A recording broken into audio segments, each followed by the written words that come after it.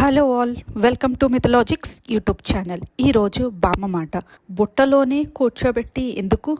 హిందూ సాంప్రదాయబద్ధంగా చేసుకునే వివాహంలో కొందరు వధువుని వెదురు బుట్టలో కూర్చోబెట్టి పెళ్లి మండపానికి తీసుకురావడం మనం చూస్తూ ఉంటాము.